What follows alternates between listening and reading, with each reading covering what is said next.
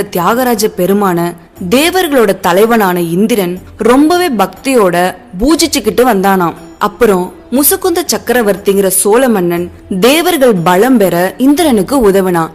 அதனால மகிழ்ந்த இந்திரன் முசுகுந்தனுக்கு ஒரு வரம் கொடுத்தான். முசுகுந்தன் இந்திரன் பூஜிச்ச தியாகராஜ மன்னனோட திருவுருவ சிலைய தனக்கு கொடுக்கணும்னு கேட்டான். ஆனா அந்த சிலை மேல இந்திரனுக்கு ரொம்ப பாசம். அதனால இந்திரன் என்ன செஞ்சானா, உண்மையான தியாகராஜரோட உருவம் மாதிரியே அதே மாதிரி 6 போலி சிலைகளை உருவாக்குனான். ஆனா முசுகுந்த சக்கரவர்த்தி தன்னோட ஞானத்தாலையும் பக்தியாலையும் உண்மையான தியாகராஜ பெருமானோட திருவுருவ சிலைய அடையாளம் கண்டுகிட்டாரு.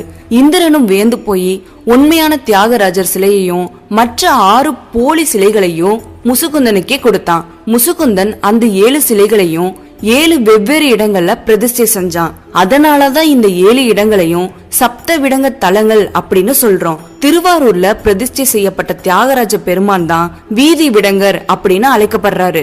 அப்புறம் என்ன, முசுகுந்தன் திருவாரூர்ல இந்த வன்மிகநாதர் சன்னதிக்கு தென்பக்கமா தியாகராஜ பெருமானுக்கு தனியா ஒரு பெரிய கோயில் கட்டி அங்க வீதி விடங்கரை பிரதிஷ்டை செஞ்சான். இப்படித்தான் வன்மிகநாதர் மூலவராகவும் தியாகராஜர் உற்சவ மூர்த்தியாகவும் திருவாரூர்ல அருள் பாலிக்கிறாங்க. திருவாரூர் தியாகராஜர் கோயில் சோழர்